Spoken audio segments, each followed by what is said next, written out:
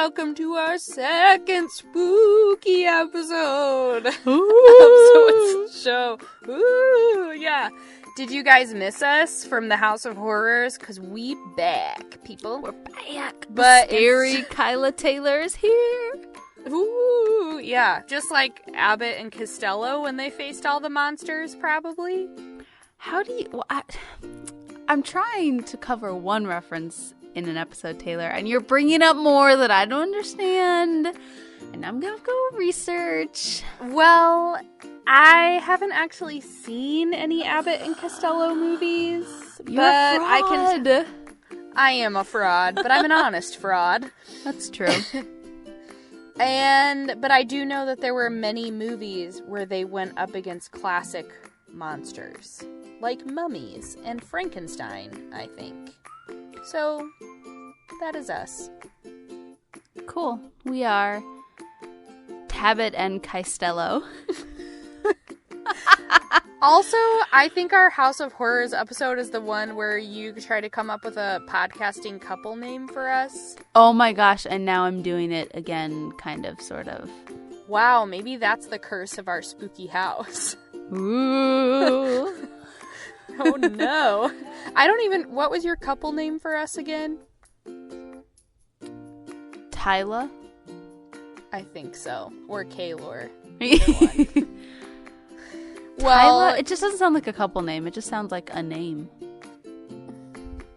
Is that going to be Bebop bugging us the rest of the episode? Man, we're bringing back all of our sayings. All the callbacks. For those of you who are joining us for the first time, this is a bunch of teasers for old episodes. Yeah, go listen. Except, I want to put a little disclaimer on episode 1, because it's so different from the rest of our episodes, I feel like. Immediately after we got that one done, we, just shifted, It's definitely a lot shorter. Yeah. Although, fun fact, peoples, when Kyla and I first had our record sesh for our first episode, we legit thought our show was only going to be 15 minutes on average. Yup. And then we recorded the first episode and we were like, oh, I guess we're more like a 30-minute podcast. And now we're pretty consistently around, hour 15? Yeah, hour 15. Yeah, I guess we imagined it would be get in, say the reference, here's what it is, be done. But we have a lot more to say than just that, as we found out. And we have more segments than we originally planned. Right. Originally we had one segment, and that was the episode. Yeah. Yeah. It is sort of funny. Although, in general, I'm not saying this is a forever thing, but in general, I usually listen to our episode when we're editing and when it comes out, and then I'm like, okay, I can, move on to the next thing. I don't need to stay stuck in this episode. Yeah. But maybe it's hurting me. Maybe we could be doing all callbacks all the time. I'd have to go back and listen to the episodes, because it's hard to remember, right? We could be bebop bugging each other with callbacks all the time. Now you're just gonna make them not funny anymore. Can we put that one on a t-shirt? Bebop buggin'. Yeah. I love that. Teaser. Are Kyla and Taylor gonna be releasing t-shirts of some sort? I don't know. Maybe. Be following us for more episodes and on Twitter at So It's the Show. Might be kind of soon. Time for the holidays. All right. Anyways, guys, thanks for joining us once again, and for all the great interactions we've been having in the Twitter sphere. Yeah. Speaking of Twitter. Yeah. Speaking of. We got a nice little follow-up to our fembot episode that we did. What was this now? 2 episodes ago? Yep. Yes. Thank you. This is from @Major General Stanley. Well, Mage_Gen_Stanley. I presume that means Major General Stanley. And they said, you forgot the time Rory said Paris doesn't sleep. She sort of makes a worried noise and shuts down. Which is a perfect example. Yes, and it's in the same episode when Lorelai's like, she's a robot, which we did reference. Oh. So it's in the same episode. So here's that clip from episode 210, the Bracebridge dinner. What's all this homework you have to do? Just stuff for the paper. What? Why? Because Paris wants the first issue back to be a double issue, so we have to prep over break, and she says the news never sleeps. What about Paris? Does she ever sleep? I think she periodically makes a whirring noise and then just shuts down. Immediately when I read that, I was like, I totally know what they're talking about. Just did not even think about it for the Fembot episode. So thank you, Sergeant General, Sir, Madam. Major General. Major General. Modern Major General. Something. Thank you for that. That is a perfect example. Paris is a robot. Theory confirmed. Yes. And, like, that's exactly the kind of thing, if we miss something like that, tell us. We want to know. Mm-hmm. Also, we had another fun shout out. This week, we tweeted a lovely gif of Lorelai saying, "Get back in your pajamas, go to bed, eat nothing but gallons of ice cream and tons of pizza," from the episode when she's telling Rory to wallow. And one of our favorite Twitter fans, Lola's Cherry Cola, aka Lisette, she shared a picture. This is amazing. She said she's 33 weeks pregnant, which congratulations. Woo. And we can't wait for your little cute person to join us in the world. And Is his or her name going to be Lorelai? or Kirk. Tell us now. Or Kirk. Oh gosh. Can't name your kid Kirk. But this picture is amazing. We retweeted it. She has this cool shelf set up across her tub. She's watching Gilmore Girls on her iPad or tablet. Solid. She has waffles in a bowl and a bottle of water and something else. Cookies, I think. This is amazing. Gosh. I want to be pregnant. So she said she's pretty close to what Lorelai recommended. That's awesome. Respect for that. Now, I live in an apartment, and I was not the first person to live in the apartment, so I cannot use the bathtub. I just freaks me out because there's other people. I use it as a shower, but I just can't get down in there. I clean the bathtub, but it's just, I don't know what's there, what's left. It's kind of how I feel about all bathtubs, because I think about what's been on me, and I kind of don't want to sit in it. It's so nice, though. I used to take a lot of baths. I mean, high school, light some candles. I'd love to get back to it. I think I just like to get in, get out, do the quick shower, be done. Yeah. It's all good.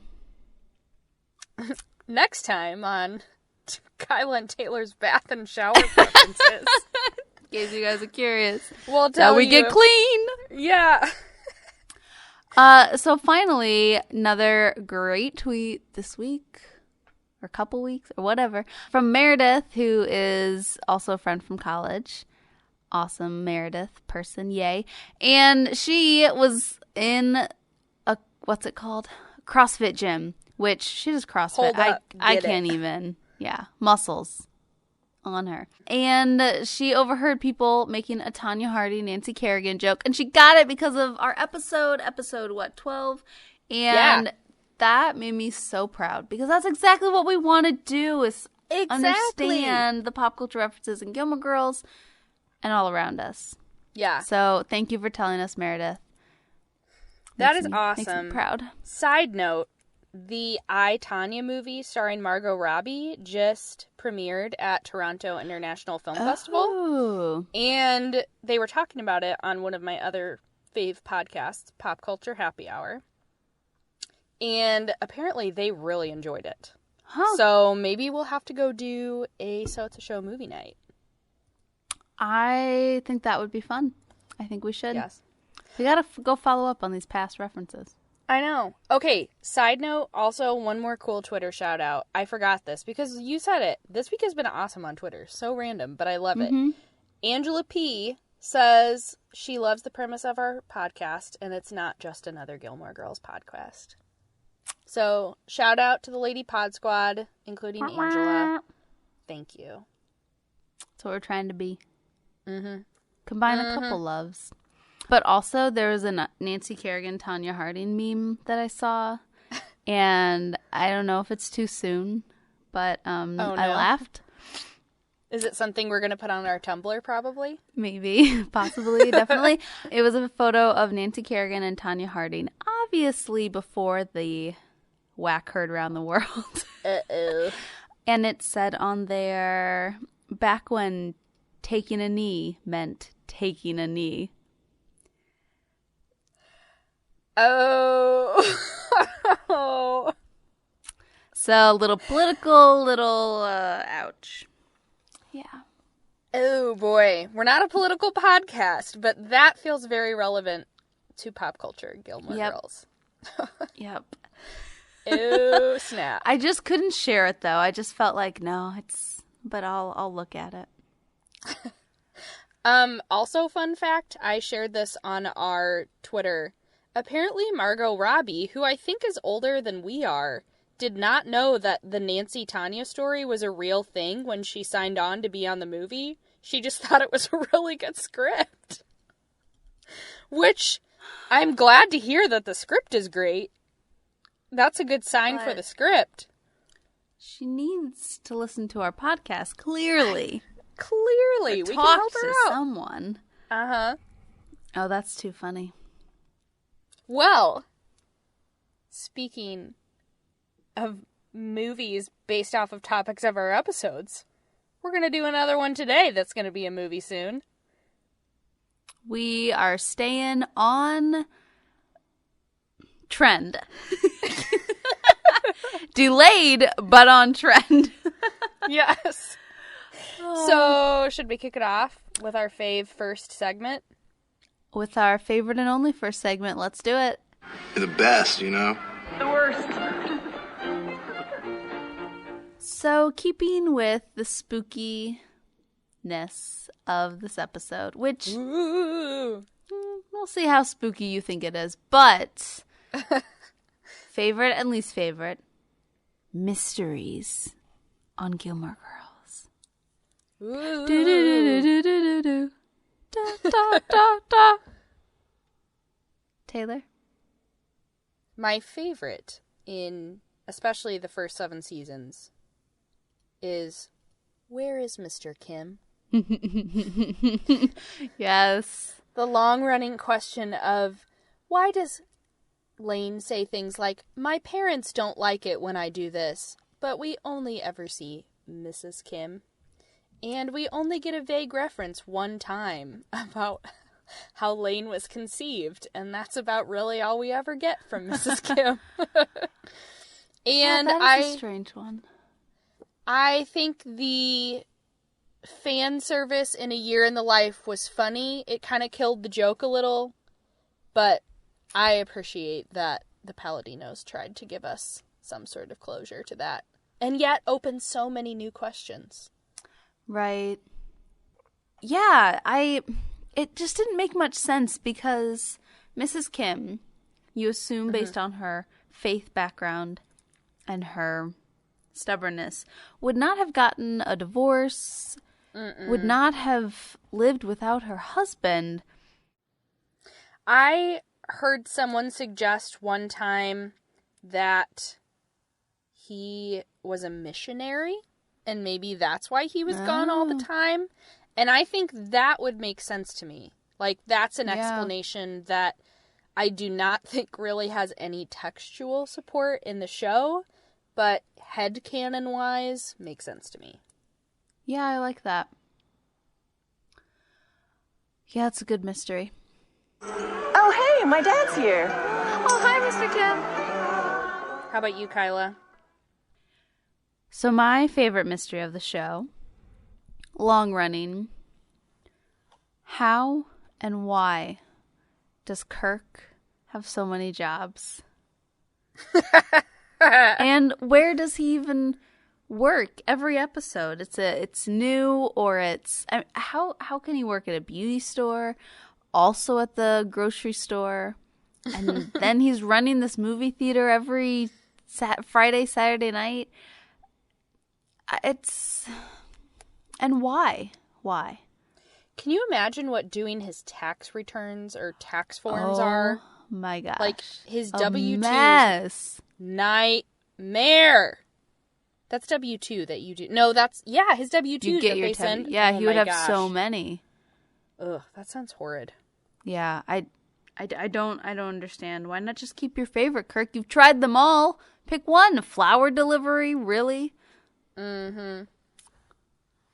All of them. That's what he does in this episode. Flower delivery. Hence and he's my proud of it. Callback. Yeah. Yes. All 1,000. Mm-hmm. So that's my favorite. All right, least favorite. Let's see. Least favorite is a bit of a strong term, but something I'm still wondering about, and it bothers me that I'm still wondering about.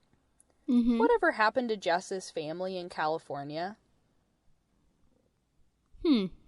Like, where'd they go? / did he stay in touch with them?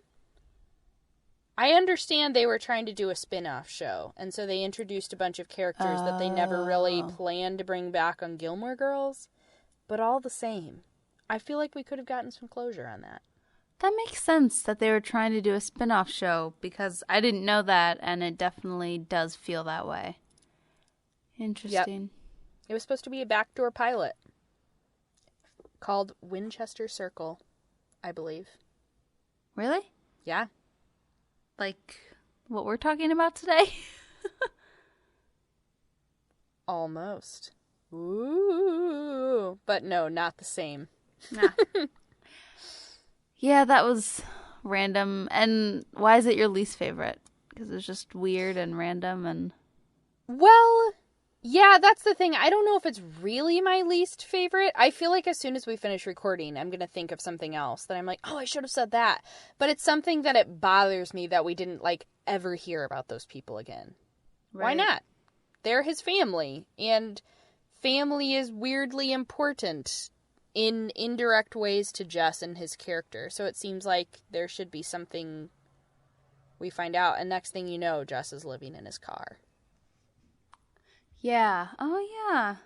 Yeah, we don't even really know what happens to Jess. I mean, it's just he just kind of pops up, and then he has a bookstore, and... Then he has a printing poetry. press. He's printing, he's slamming, he's... Poetry.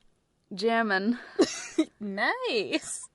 That was really good poetry. Thank you. I'm a poet.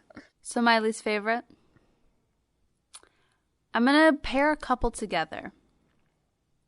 Okay. So, least favorite mysteries on Gilmore Girls would be how Rory and Lorelai don't die of heart failure or obesity. And how they have the money for their home, for shopping, for certain colored highlighters and Post-it notes for Chilton, and those are my least favorite because I think some things in shows just don't matter, and they're there to enjoy. So let's not really think about how they can eat all that junk food and stay thin. It's funny. It's part of what makes Gilmore Girls and Stars Hollow so quirky. And, it's funny when they go shopping and banter. And sometimes they show, when they window shopped and hated it. But then other times they can just go on these random shopping sprees and be fine.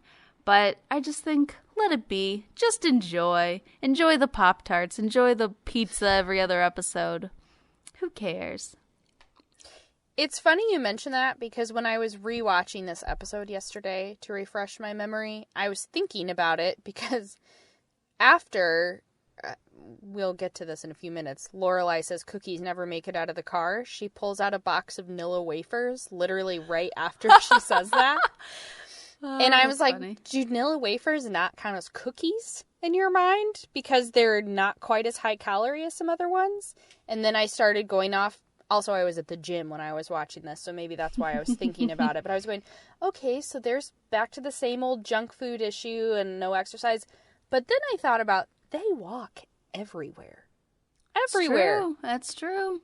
So they are getting exercise indirectly. They don't go to the gym maybe, but they walk all over town. Lorelai's on her feet all day at the inn. Yeah, and all year round they walk in the snow. Yeah, Rory's walking around a lot at school. So, I mean, it's not that they are inactive.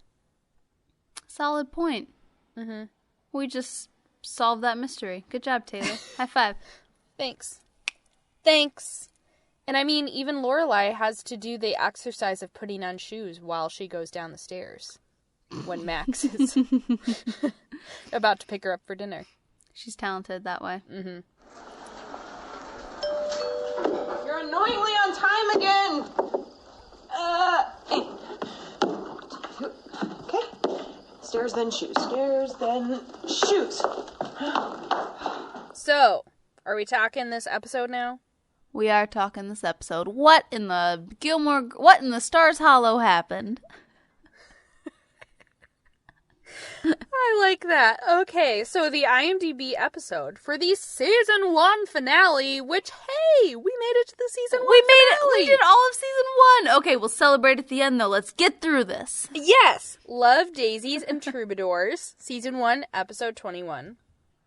The IMDb summary is, in one of the highest rated shows, I'm presuming the IMDb rating, because it's 8.8 out of 10. Okay.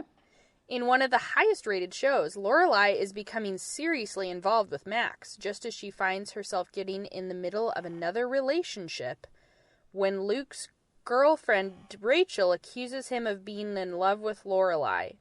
Meanwhile, Rory has her own romance drama and tries to work up the courage to win Dean back. Dun dun dun! So yeah, Lorelai and Max, they are getting serious. And in the middle of an argument, he asks her to marry him. And then sends daisies. 1,000 yellow daisies. Which, I have to say, as I was rewatching this yesterday, that is a pretty Stars Hollow good proposal.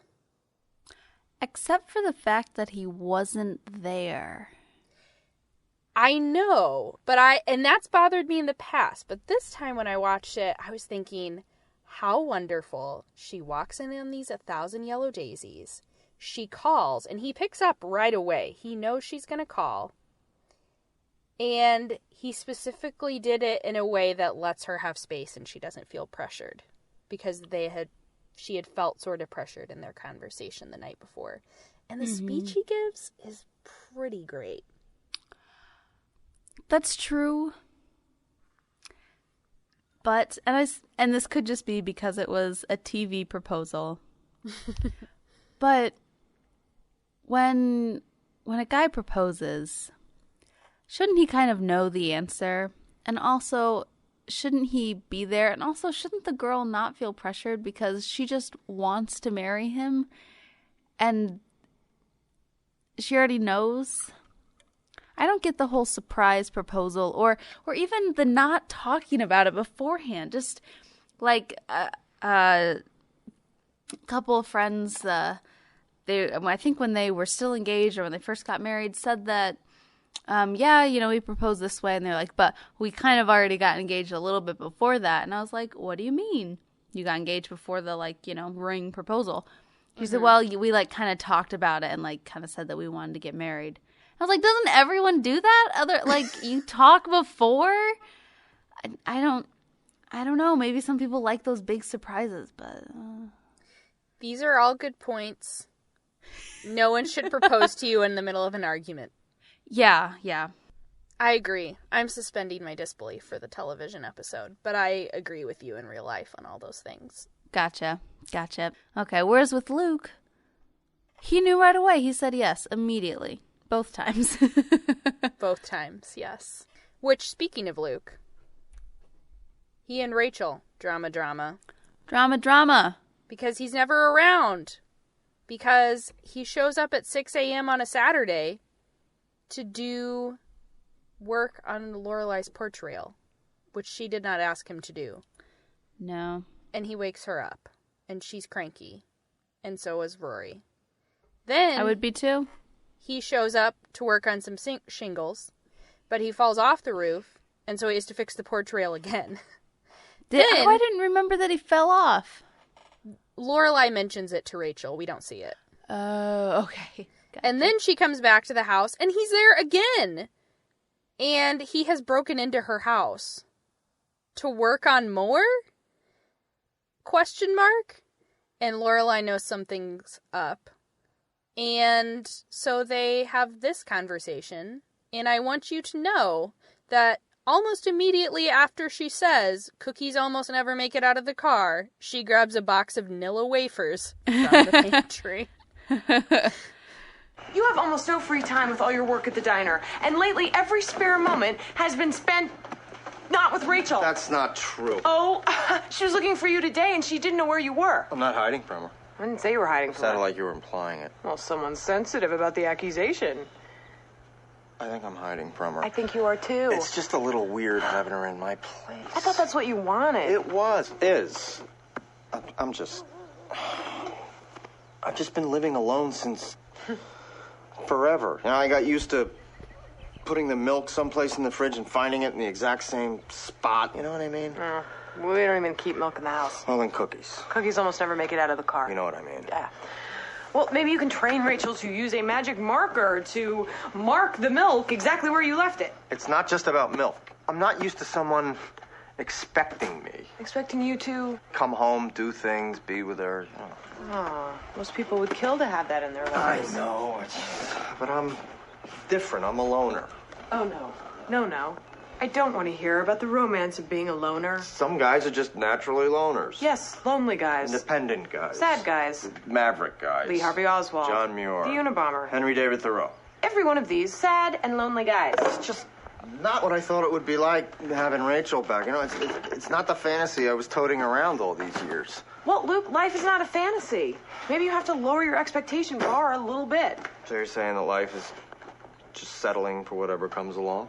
Wow. You think having Rachel's settling? No, I didn't mean that. Rachel's great. And she's crazy about you. And if her worst trait is she's a milk whore, you have it pretty good. Yeah. And you just need to give this situation a fair chance. I know. And that starts with ceasing work on the Winchester Mystery House here. Okay. So, Kyla, when you heard this clip, what the heck did you think it meant? What the heck did I think? I thought it was maybe like a rundown house. You know, because he's constantly working on her house, Winchester Mystery House. Maybe it was like a really rundown house that needed attention. But that's it. I don't know what it was. What about you? Same. I'm not even sure I registered that much response to it. I think you said that about our Out of Africa reference. You were like, oh, it didn't even register. I was just like, oh, something Lorelai said. I really don't think I thought about it. And I definitely did not know by name. When we were looking at finding a reference for this episode, I saw that and I had no idea what it was. Oh, yeah, I definitely didn't. Fun fact. It's a phrase I keep using tonight. There's another Winchester Mystery House reference in Gilmore Girls. Oh, where? It's kind of an Easter egg, because it's in A Year in the Life. I have to get back to work. Kitchen's next. Stop. You're not going to have anything left. That's okay. What I do have will bring me joy. Mom, nothing is going to bring you joy right now. Nothing. Your husband just died. When some time has passed and you realize that you've given away all of your carefully chosen stuff, you're going to track down Marie Kondo and kill her, and then you're going to go to jail wearing those jeans, and the Winchester Mystery family will be living here in your ball gowns. Huh. I'm trying to think if I even understand that. Winchester Mystery Family versus Winchester Mystery House. Nuanced. Interesting. Mm-hmm. But now, guys, we understand it, and we have lots to share. Endless. Yes. I think we can say endless information to share about the Winchester Mystery House. Because it is, in and of itself, never-ending. And literally, people are finding new parts to it regularly. That's not an crazy. abuse of the word literally. That is a literal use of the word literally. We literally have to explain that now when we use the word literal. I know. It's all Chris Traeger's fault on Parks and Rec when he's like, literally, this is the greatest thing that has ever happened. Never seen it. I know, but I feel like if I just keep referencing Parks and Rec enough times, you'll feel the need to watch it because I think you'll like it. So, Winchester Mystery House. Endless House. In no way related to Jared Padalecki's character on Supernatural, as he and his brother on the show are Sam and Dean Winchester. There are mysteries on that show, and they are Winchesters, but this is not related to Supernatural as far as I know. Nice. It's a house out in San Jose on how many acres upon acres of land, and how big is it? What's the square footage, Taylor? Well, square footage is difficult to ascertain, I think, but I do have some stats on how many rooms it has, etc. All right. So here is what is in the Winchester Mystery House. Besides mysteries. Yes, besides mysteries. 40 staircases, 10,000 windows, 2,000 doors, 47 fireplaces, 13 bathrooms, and 9 kitchens. And that's not even the biggest the house has ever been. Before a major California earthquake in 1906, it had 200 rooms. And they still said 2,000 doors, but in that count, they also included trapdoors and spy holes. Which so you just should. So you know. So it's ginormous, and there's no reason to its design. There's no master plan that was drawn out when they started. This was meant to be a never-ending project by Sarah Winchester, widow. She lost her daughter at, what was it, like a year old? 1 month. 1 month. Lost her husband several years later. It was like 15 years later. So she's this bajillionaire, back in the day, she's a, millionaire.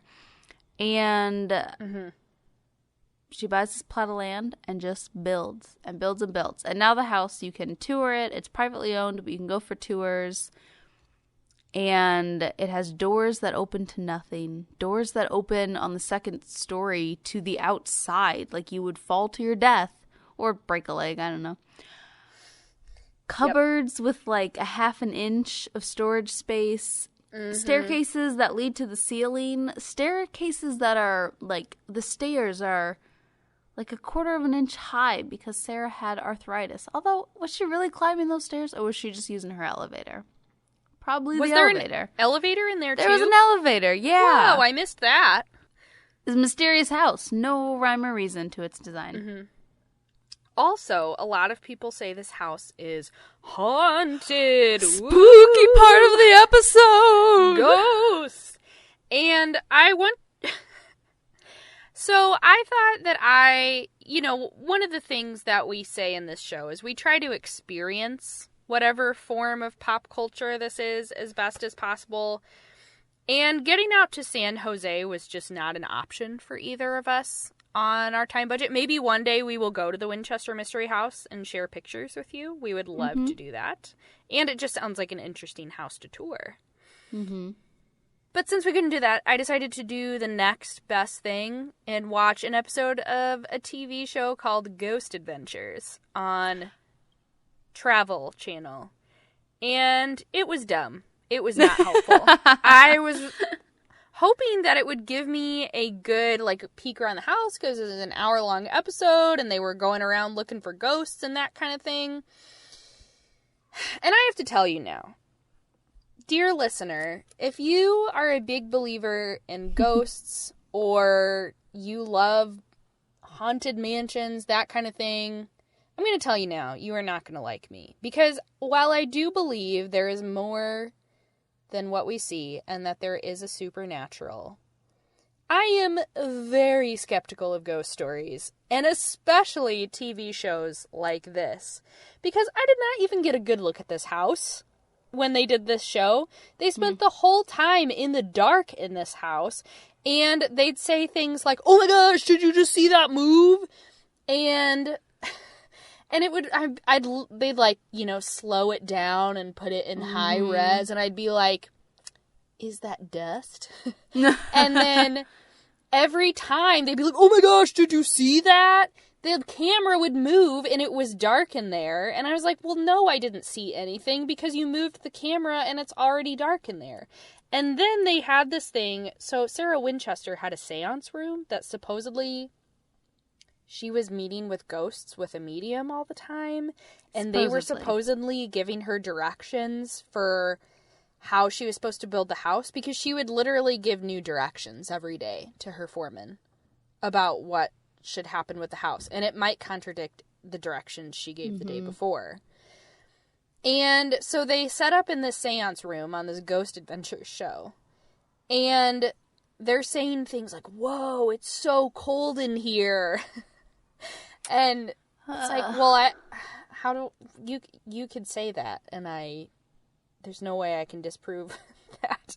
And then, so there was this one guy hanging out in the seance room, and the other guys were in the other room, and they were like watching through this monitor that, I kid you not, looked like they just drew a stick figure with Microsoft Paint. Oh my gosh. And they were like, "Look it's on his lap." And it's dark in the room. They have like this, you know, what's it called? Night vision on. And then it looks like there's like this little stick figure dancing on his lap. I'm like, okay, dude, maybe this is the most high-tech ghost hunting equipment in the world. But for someone like me who just doesn't go into this with open minds, you are not convincing me. And I did not even finish this episode because I was not even getting a good look at the house. You know, I might have watched the same show, but I watched a different episode. Just randomly, I think in a hotel room. Because that's where I watch all sorts of random TV. I was just going to say, that's exactly the kind of thing you watch in a hotel room when you don't know all the channels. Exactly. And yeah, at one point they turned, like they had cameras set up and it panned. And like, I don't know if they had it, they didn't even explain, like, did they have it on a timer or something to pan? It panned. And then you see when it comes over here and stops, a chair next to it just leans over. Now, you can only see, and they're, freaking out. You can only see the top of the chair. You can't see the feet, where someone could just be down there, just go, no, lick it. And then, they just start freaking out. Like, did you hear that? And then they can add in sound effects. Like, it's not provable. Exactly. And even, with the medium stuff, I actually just listened to a podcast today. I almost didn't, but the host hyped it up so much that I did.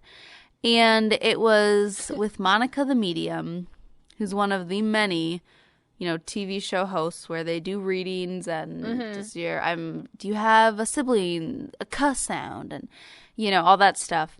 And she did a reading and they're like, "You got so much right," and I'm crying. And I just... they're celebrities. You can look up all sorts of stuff. I just don't buy it. I think people have good instincts.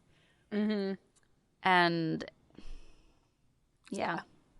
So I don't think Sarah was getting great information from her medium, but that's just my opinion. If you do believe in this stuff, like, that's fine. You do you.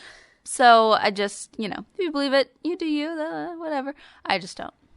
Yeah, I'm very skeptical. I'm not going to say there aren't any ghost stories that I've been like, oh, like, because there have been some ghost stories where I'm like, oh, interesting. Yeah. But I also don't think I would bet my life on any ghost story I've ever heard.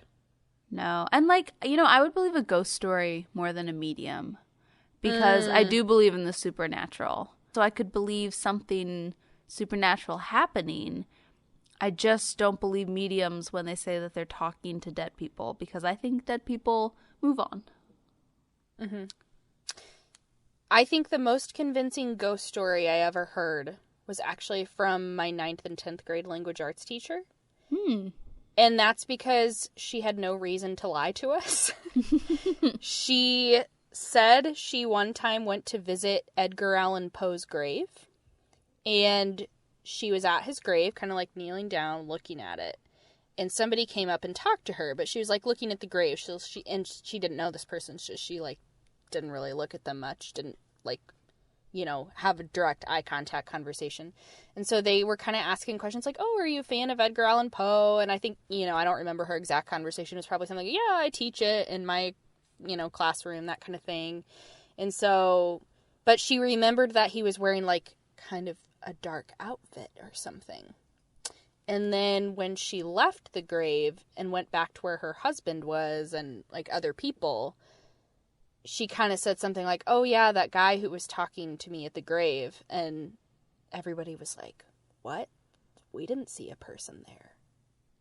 You know, like, kind of creepy thing. Yeah. So, and look, there are plenty of logical explanations for, like, oh, maybe they just didn't see that person, you know, that kind of thing. So that's the kind of thing where I'm like, it may not have happened, but I know the kind of person she was, and she wouldn't have made that up to impress people or get attention. Right. So there are those teachers who like to be the cool young teachers. Yeah.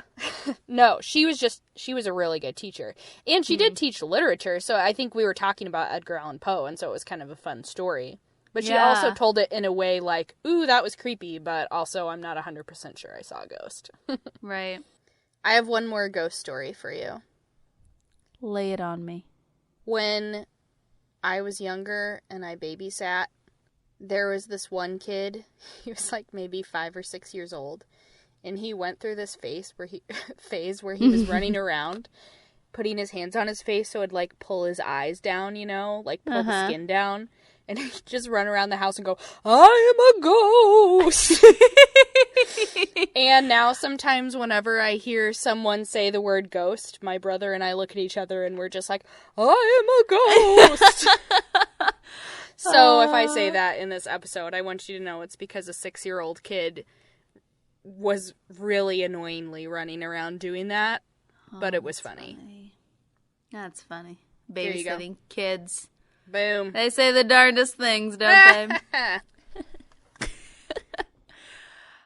So, ghosts. So, Sarah Winchester, in her mystery house, the commonly believed theory about why Sarah Winchester endlessly built this maze of a home. It was because of where her fortune came from, and it came from the Winchester rifle. Is it a rifle? Yes. Winchester rifle that her husband patented, made, husband's family. Yes, his family. I gotta stop saying fun fact. One, also, this is not a fun fact. This is just a fact. Spooky fact. Spooky fact. No, this is not a spooky fact either. When she married her husband, he was actually in the garment portion of her family's business. So they were not his family was definitely in the business of making rifles, but her husband was not directly involved. But about 4 years after they got married, he started working on the rifle. And these rifles were pretty popular, and so they killed lots of people. And that would be interesting. It's like it's like Iron Man. Like, what's the Iron Man guy's name? Yeah, Tony Stark. Tony Stark. He was just didn't even think about that his weapons are killing people. That's a result of his invention. So this haunted her, and she believed that, this is again part of the theory, she believed that it was the spirits of these people were haunting her, and that it could have been the cause for her child's death and for her husband's death, and she was next. So this house was meant to trick the spirits, not be able to find her, sleeping in one of the 40 bedrooms, a different one every night. And it was meant to welcome nice spirits. So it was very elegant. I mean, the finishes, the little flower details, the furniture, oh my goodness, was meant to bring in those kind spirits to protect her. So that's the most common theory. But I don't know about you, but I read some other ones. Well, I do think I should add, it was not just her daughter and her husband who died. Oh. So within just a few years, well, first her daughter died in 1866 at 1 month old, which is awful. Yeah. In 1880, her mom died and her husband's dad died. Same year. Then the next year, her husband died. Then a couple years after that, her sister died. Oh, wow. Then she moved to California with another sister. Huh. So there was a lot of death leading up to that. Plus all the people who had died because of the Winchester rifles. Right. Right. One of the theory that I read, that it had nothing to do with ghosts or a medium who was helping her, that she was a Freemason. And some of this building style had to do with, was a Freemason. Oh. You know, the Freemasons. I didn't hear this theory. Tell me more. Yeah, so it was, I found this on, get this, thetruthaboutthewinchesterhouse.com. Alrighty. By Richard Allen Wagner. Mm-hmm. And he says that women can be Freemasons. And it says, wrought iron gates whose Masonic symbolism represents the guiding path of self-initiation, leading directly through the twin Masonic pillars known as Boaz and Jachin, and to the so-called switchback staircase, which literally doubles Masonically as the winding staircase. So this seems to be a little pulling at technical wording. I'm not sure, but he just sees different structural pieces pointing to Masonic influences. I don't know much about Freemasonry because it's supposed to be kept secret. I have met one Mason, and he was like, I'm a Freemason. And I was like, did you find the national treasure? And then he was like, you're dumb, I don't like you. And then we didn't really talk much. I think everything I know about Freemasons is from National Treasure, so I'd like to apologize to all Freemasons. I don't know. It's an interesting little club. Yeah. I don't think, though, a Nicolas Cage movie should necessarily be your source of any information, so I'm just saying. Yeah. I'm probably wrong about all of them. Yeah, I don't think they give much insight into it at all. You don't think they were consultants on the movie? Yeah, I really don't think they were. I think they would have been probably a little upset by those movies. Because they showed them where the treasure was. Yeah. All right, what other theories did you read? Well, you also mentioned a little bit about how fancy this house was. Can I tell you some of the details? Because it is crazy bananas. This house I know is that it has expensive. Mahogany. As Effie Trinket would say. Well, apparently there were freight cars loaded with gold and silver plated chandeliers. She had imported Tiffany glass windows. Oh my. Yeah. German silver and bronze inlays, Swiss molded bathtubs, and yes, rare precious woods like mahogany and rosewood. Ooh. And also a lot of this never even got installed. There was so much. And because the plans were changing all the time, so there were still rooms full of stuff that had not been put in the house yet. Wow. Also, the Tiffany art glass windows in the ballroom, yes, she had a ballroom in her house. They inscribed some words on those windows, and one of them is a quote from Shakespeare's Richard II. These same thoughts people this little world. What does that mean? Well, according to the Smithsonian article I read, here's their interpretation of that. Deposed from power, and alone in his cell, the king has an idea to create a world within his prison cell, populated only by his imaginings and ideas. Ooh, spooky. That's not really that spooky. Because, so I did read that same article, it seems. So they had some explanation for it, but I didn't totally read all of it. But then I watched a 20-minute award-winning documentary on the Winchester House called Secrets of the Mansion. It was produced in 1997 by Tam Communications, directed by Tam O'Connor Fraser. So just a short little documentary on it, which is interesting. Talked about the technical side, mystery side. But they mentioned those windows, and they said, this text on the windows that no one has ever understood. But it's just from Shakespeare, so I guess they didn't really do their homework on that one. Well, Smithsonian did their homework. Shout out to Smithsonian. She also did other weird things in the house besides just the way there were rooms within rooms and staircases that went nowhere. In one room, in the floorboards, the way they're set up, when the light hits the floor a particular way, the dark boards appear light and the light boards appear dark. Ooh. I guess based on where the shadows fall and the way the wood is arranged. Did she really put this much thought in it?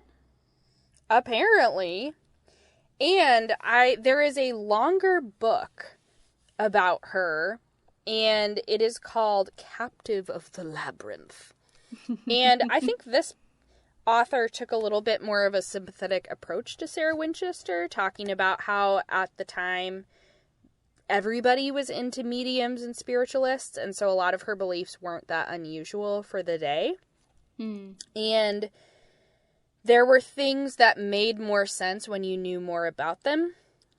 So that 1906 earthquake I mentioned, apparently before this earthquake, there was a 7-story tower in the house, but it collapsed afterward.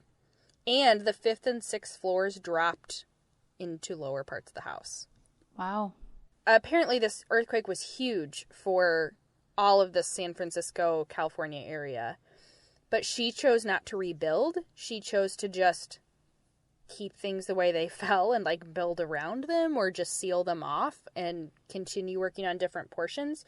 So that does explain some of the staircases that go nowhere and some of the doors that open to nothing. Not all of them, but some of them they used to go to something. And then that big earthquake when chimneys and walls fell over. That's what happened there. There we go, some explanation. Mm-hmm. Some mystery solved. But because of that, there are still rooms being found to this day that people have never seen before. That is amazing. They actually found one. Yes. There was one room that was found for the first time last October. A year ago. They're still finding houses. And this room was boarded up after the earthquake. She had been in this room during the earthquake, and she thought that the evil spirits were responsible for it. So she didn't ever want to go in that room again. In this room, they found a pump organ, a Victorian couch, a dress form, a sewing machine, and paintings. So she even had stuff in this room. She just left it in there. That is to have so much money. And they are updating the tours of the house because there's so much to see, and they find these new rooms. So they just unveiled to the public a new tour with new rooms in May. And here's a little bit about that. But there are about 45 rooms. Some have never been open to the public until now. It's their new Explore More tour that's opening up today. We just entered the North Tour room. This is the first time anyone's ever been in here outside the public. Actually, employees were never allowed in here. Jan That's absolutely true. The historian. Why weren't employees allowed in here? Because it was just too dangerous. There's holes all over the place where chimneys have been removed, where staircases were never built. Want to explore a little more? By the way, tour guides say you should definitely not stray from the tour because you could get lost. That would be crazy. Take a backpack full of snacks. Yeah, they would never know. Well, don't do that. We aren't actually telling you to do that. The Mythbusters did do a scary movie night there. Cool. Oh, I would totally want to stray from the tour, Taylor. Yeah, and get lost and fall down a staircase that goes nowhere. But if you have your cell phone, what could happen? Extra battery. So we mentioned at the beginning that there's a movie coming out about the Mystery House. Yay! Spooky movie! Spooky movie. Although, I don't know if it's going to be spooky. But Helen Mirren is going to play Sarah Winchester. They're shooting already in Australia. They actually built a Winchester house because the rooms in the actual Winchester mansion a little too small sometimes for all the camera equipment and things. So they built their own version, which I'm sure is very different, but open, and just started filming. They filmed a few scenes. They filmed a little bit in the actual house itself. So they were back doing that. So I'm excited to see that, what they do with that. I wonder what they will focus on, because basically it's about a woman building a house. So, like, I feel like they're going to have her, I predict, Helen Mirren will have an affair with one of the carpenters. Ooh. To add a little bit of intrigue, because otherwise it's just sawing and nailing. I don't know. Although it sounds like she was pretty involved with the people who worked there, even if not romantically, because people worked there 24 hours a day. Right. Which is just bananas. And see, another theory I read. So this is from moviepilot.com, because they're talking about the movie. But they said the employees were talking, they spread rumors that she spied on them. But possibly they were just being sexist. Because they were not used to a mistress who would run her house and be concerned with the affairs of men like construction. So maybe they just hadn't met an ambitious woman like her. Weren't used to it. I did hear that a lot of people love to gossip about her, and so it's hard to know if everything we've heard about her is true. Right. Because how many of these are just, ghost stories that people have handed down over the years? Right. True. We don't know. The movie comes out in 2018. Be looking out. We'll tweet it out. Yes. That one will be a good opportunity to learn more. Yes. Ooh. Can I also tell you her spooky connection to Gilmore Girls? Ooh, yes. Okay. Can you guess where Sarah Pardee Winchester was born? Connecticut? Yes. She Cool. was born in New Haven and lived there for most of her life till she moved to California. Wow, look at that. This is adding to our list of pop culture references of people who have lived or have associations with New Haven, Connecticut. Like That is awesome. Valley of the Dolls, remember? Yes. They went to Yale. Who else? There were a bunch of other ones in our early days that had connections. Like Artie Right. Shaw. He lived in New Haven, Connecticut for a while. We need to go there. What is this? What is with this place? I know. So it's another weird connection. And then after she died, so she had put a lot of her money into this house, obviously, but she also left a lot of money to the Yale New Haven Hospital to help do research and fight tuberculosis, which her husband died from. That's amazing. Yeah. Go Sarah Winchester. She did not squander her money. Yeah, she gave to charities, left a lot behind. She's had a lot of it. And it sounds like she was pretty generous with her family. And her workers. Some of them came to live with her for a while, or she helped support them. Yeah. Not a bad lady. Yeah. So, Taylor, how does this reference fit into the context of the episode? Well, in episode 121, I think... So she's talking about Luke needs to cease work on the Winchester Mystery House.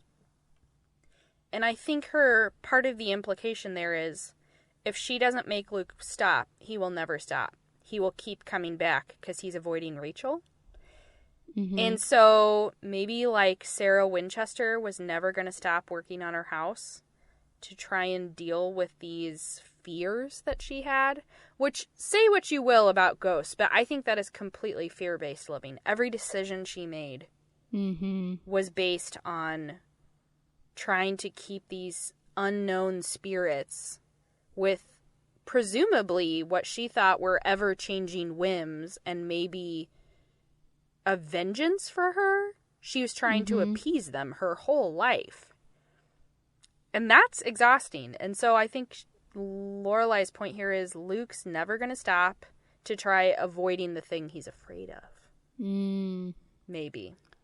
What do you think? Yeah, and I think that's spot on. And I think that she saw that he was no longer just trying to help her or just doing this out of enjoyment, but that it had become more of an obsession. Ooh, that's a good word. Yeah, just using this, or it was like it was all that was occupying his extra brain space was fixing her home. And he needed to let it go. Deal with real life. So then maybe that's what she's talking about too in Winter, when she's saying, you need to let go of this, Mom. And not, she's rearranging her house, not quite as exorbitantly as Sarah Winchester, but Sarah Winchester lost her husband and then built that crazy house. Oh, yeah. And Emily's just lost Richard. So she was afraid she was going to start down that same path. Yeah. Maybe. Or maybe the Winchester Mystery family. Maybe those are the ghosts that live in her ball gowns. Yeah, that could be. I think that's totally right. And at first glance, you might think, oh, it's just Luke. He's doing a lot of work on the house. Sarah Winchester did a lot of work on her house. Yeah, but I think it goes much deeper with the avoidance of the real issues and the obsession that it became. Mm-hmm.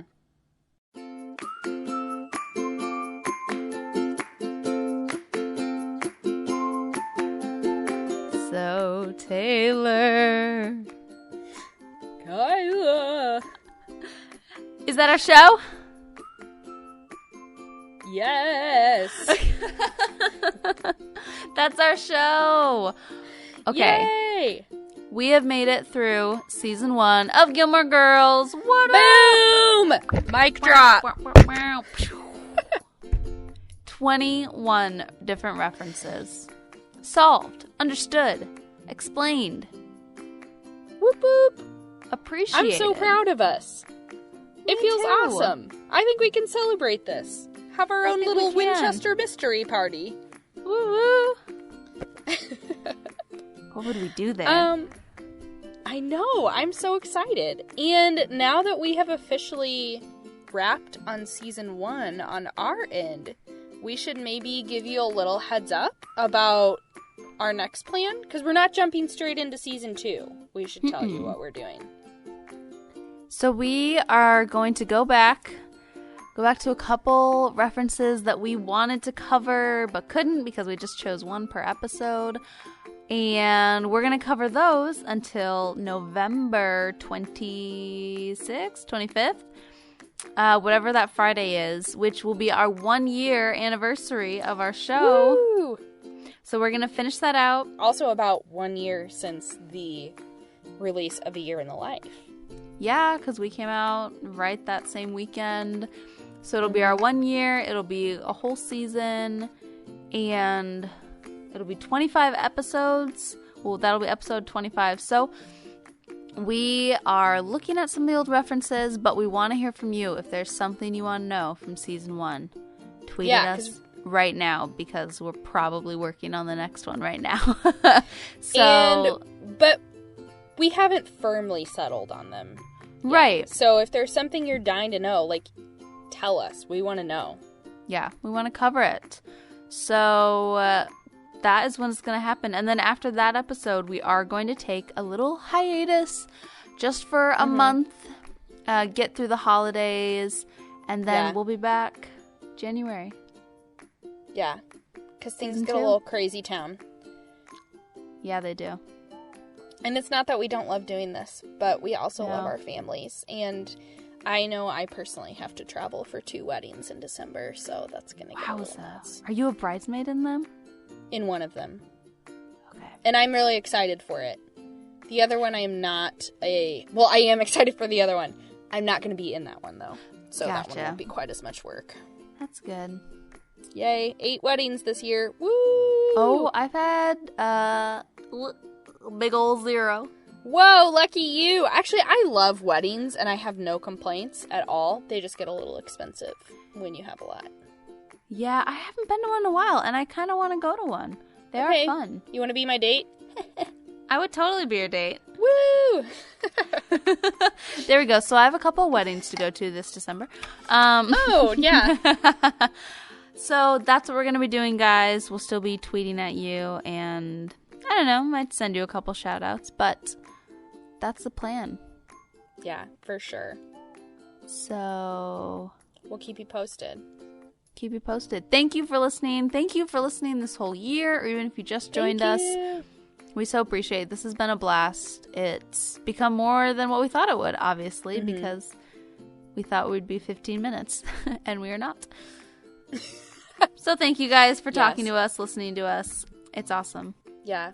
And thanks to our fun people on Twitter, like Lizette and Angela and Meredith, and a lot of, I have not even named all the people who are so great at, like, they love responding to our tweets, presumably love, because they keep doing it. I don't want to speak for them, but we so appreciate the tweets, and we are so glad we can help you find new ways to love Gilmore Girls.